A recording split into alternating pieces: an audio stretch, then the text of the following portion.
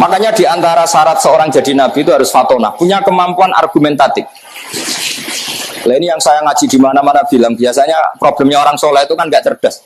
Dulu nabi ya soleh ya cerdas, sehingga nabi itu nggak pernah kalah debat, meskipun sama orang Yahudi. Dulu yang namanya Imam Syafi'i, Imam Ahmad, ulama-ulama dulu itu nggak ada yang pernah kalah debat. Dan menangnya ini bukan menang abul-abulan, memang menjadikan orang itu insaf. Saya punya sekian cerita gitu. Imam Syafi'i dulu tuh ada pinter-pinter amat, yang namanya masih amatir. Itu dulu namanya kaya itu mangkelnya bukan main, karena harta itu halal wa hisab wa haramuha iqab. Sehingga dia pengagum kiai miskin. Seneng baca nih melarat tuh seneng. Marhaban orang yang bebas hisab, bebas hisab. Kalau kita kan melarat asli bukan pilihan. Jadi melarat tuh ada yang diinginkan karena takut hisab, ada yang asli. Saya tidak tahu yang kena hisab itu yang asli apa yang enggak tahu saya. Singkat cerita, Sufyan Ats-Tsauri itu kiainya miskin. Sufyan bin Uyainah juga. Ketika ngaji di Imam Malik itu babutnya itu kalau diinjak itu mata kakinya tidak kelihatan saking empuknya babutnya Imam. Nah, terus kalau ngaji dia di kursi tinggi, gaya lah pokoknya Imam Malik. Imam Syafi'i mulai mikir, iki wong alim kok donyane akeh. Terus murid dulu itu lucu. Jadi kalau habis ngaji bilang gini, Pak Guru, sudah cukup ini, kamu sudah alim. Masih ada yang alim kayak jenengan? Oh, no, tapi mati jadi Imam Malik. Siapa? Abu Hanifah. Lalu saya gimana? Kamu temui muridnya yang alimnya setingkat Abu Hanifah, namanya Muhammad bin Hasan Asy-Syaibani. Ya. Lalu saya berangkat kapan? Besok kata Imam Malik. Diajak digandeng ke mana itu makamnya Nabi itu yang dekat makam sahabat itu ke Baqi. Dulu Baqi itu pasar rental dulu ya, ada rental tapi rental onta.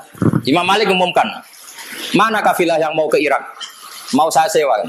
Saya Imam Malik. Itu dikasih uang sama Imam Malik, dikasih uang, dikasih bekal. Terus saya kata Imam Syafi'i, hamalani sulrotan fi hadananir. Pernah saya hitung sekitar hampir 50 juta lebih. Imam Syafi'i mulai mikir, kiai melarat tak idola ora tau nyangoni, kiai sugar apa dia cocok sama nyangoni. Itu mulai rubah deh. Tapi yang ngaji di sini tidak usah begitu. Singkat cerita terus dia datanglah ke Irak, ke Muhammad bin Hasan Asy-Syaibani. Lebih ngeri lagi.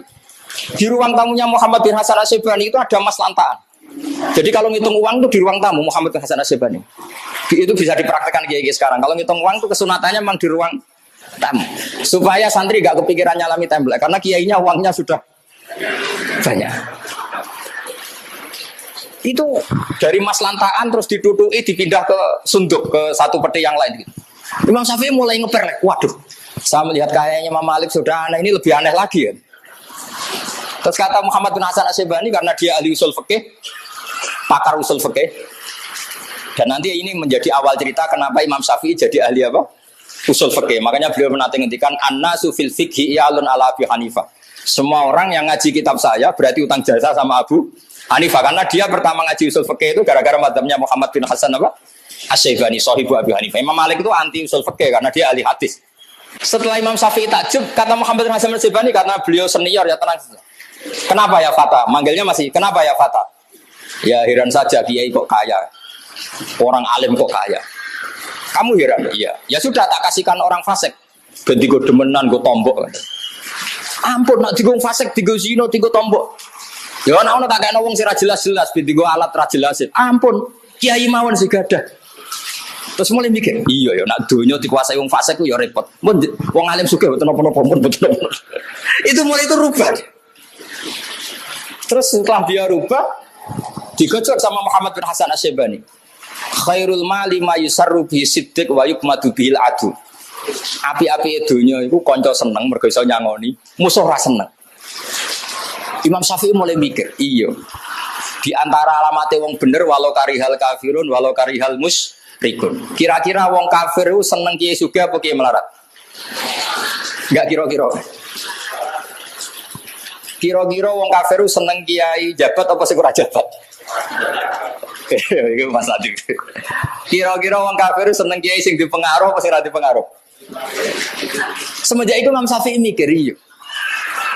Nak wong Islam duwe syauka, wong kafir gak seneng. Nak wong Islam dipengaruh, wong kafir gak seneng.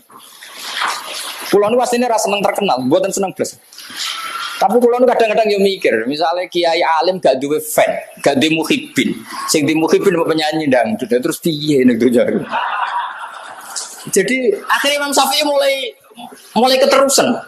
Saking keterusannya Imam Syafi'i di fatwa ngeten, ada orang kuat beli Alphard, kok beli carry tua haram ya maksud begitu. Iya, orang kuat bikin omah tingkat kok elek haram. Terus keterusan. Masyhur madzhab Syafi'i al-Islam ya lu wala jolale sampai kafir dimi kok naik kuda. Orang Islam nggak boleh naik khimar, harus di atasnya kafir dimi. Itu korban didikan Muhammad bin Hasan siapa? As-Syaibani.